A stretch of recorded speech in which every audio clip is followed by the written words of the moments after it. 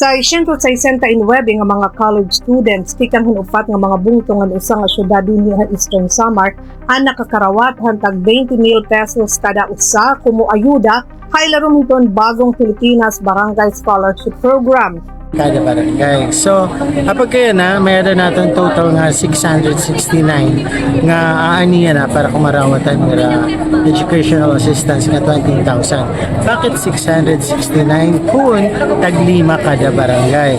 Kasi may ada mga barangay nga waray pagkumpleto hanira lima nga mga scholars. Kaya nga medyo kwaki kita.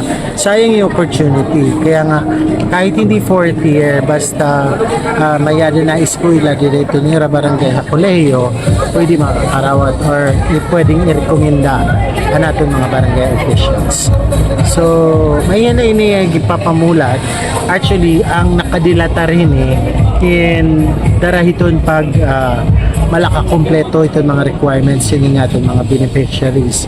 Actually, para nga ma-facilitate yung pag-process ng payroll para ma-release na hiya ang pondo naging requirement lang yung affidavit ng pinaka-kontrata between Malacanang and the students. All other requirements, yan na nala namin kinukolekta. Ini nga programa inahataghin one-time cash assistance karag sidngon usa ka beses la nga iginhahatag ngadto hiton mga eligible nga estudyante ha kolehiyo at kada barangay. Target kini itong mga fourth year college o graduating students yan ang school year, ilabi na itong mga may ada problema pinansyal.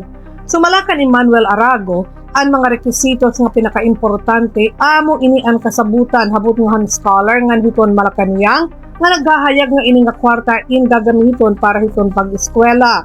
Kinahanglan gihapon magpresentar hintitira nga mga requirements so gadin registration form pagpapamatuod nga naka-enroll iton bata yan ang full year.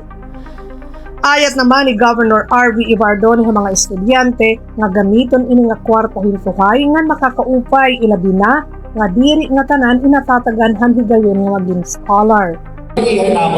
Itapon ng saya yun. I know you are all adults, di ba? Maaram na kamo. Madalat yung paggagamiton para hindi. I don't have to keep on reminding kamo, nga gamitin niyo yung kaupay, etc. Maaram na kamo ito. Kanya-kanyang discard niya. Alam ko naman na iba-iba yung istorya.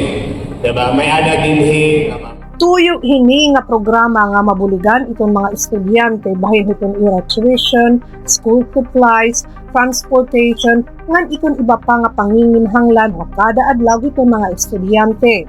Ano sabi nga programa in pinondohan itong gobyerno nasyonal, ngan dinhi in iginti implementar itong gobyerno probinsyal. Pero may ada tira nga mga kabataan nga nakaistoryahan kong youths nga nagsiring nga kahumanira makakubra makadtupahira ha barangay dara kay papahatan daw ang iba nga waray pakatagamtam kini nga programa darahan limitasyon hiton kadamo karag sidngon diri bugos ang 20,000 pesos nga mahingangad duha ira. Ini inhaluyuhan istrikto nga patakaran nga angay la usa nga estudyante ang makakatagamtam han 20,000 pesos nga diri ini pwede pagbabhinon para la maakomodar iton iba. Ang payout in binuhat ng adlaw dida hakapitolyo. Ini nga programa i-implementar sa kubintulo ka tuig nga niya na iton siyahan nga tuig hiton implementasyon. Hakada tuig iba-iba iton mga benepisyaryo.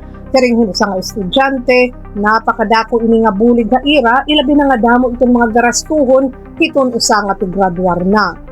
Arts in Communication. Hini nga makukuha ko yan ang ayuda, dakit akon pagpasalamat. Bilang fourth year student, magagamit ko inhiya para magamit ko hitpag thesis yan na.